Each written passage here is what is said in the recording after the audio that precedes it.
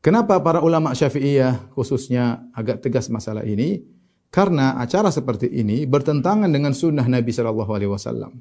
Dia bukan hanya sekedar suatu yang baru diada-adakan, bahkan bertentangan dengan sunnah Nabi Shallallahu Alaihi Wasallam.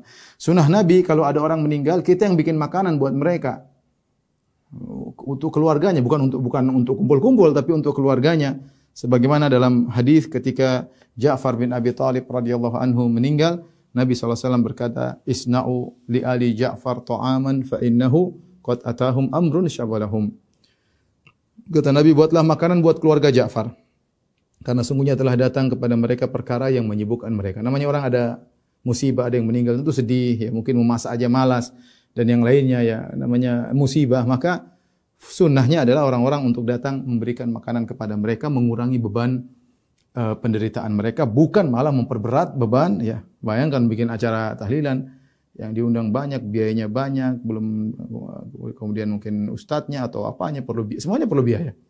Apalagi hari pertama, hari kedua, hari ketiga, hari keempat, banyak, bukan sedikit ya.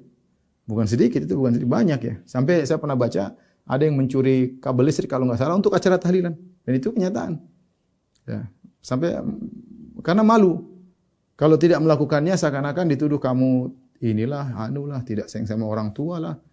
Inilah. Jadi tadi mau dibilang mereka tidak bilang wajib, tapi kenyataannya wajib. Dan itu hal yang sangat aneh. Bagaimana di zaman Nabi tidak ada, kok sekarang jadi wajib? Maka saya ingatkan kepada para dai. Anda jangan sampai mengatakan wajib. Ingat, ini bertanggung jawab di hadapan Allah.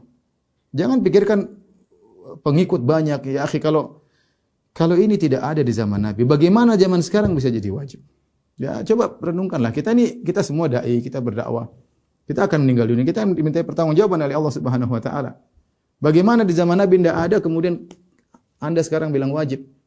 Maksudnya tidak pernah mengatakan wajib. Ya, tapi berilah pencerahan kepada masyarakat bahwa ini bukan perkara yang wajib, ya.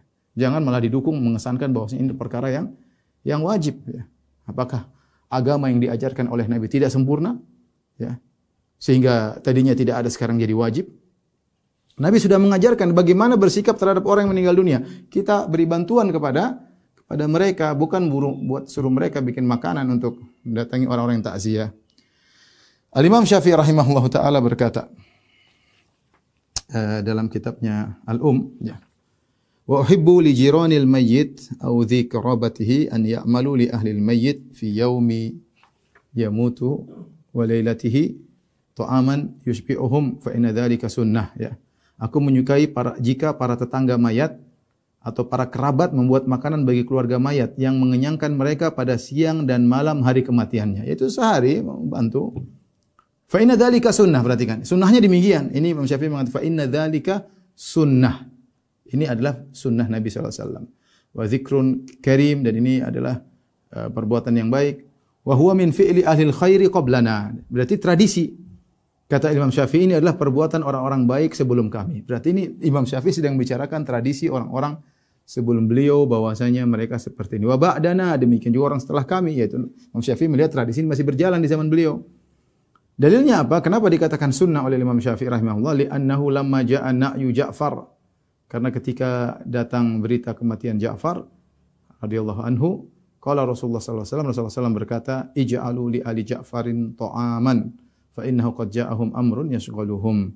Buatlah makanan bagi keluarga Ja'far, sungguhnya mereka telah ditimpa perkara yang menyibukkan mereka, itu kesedihan dengan wafatnya Ja'far.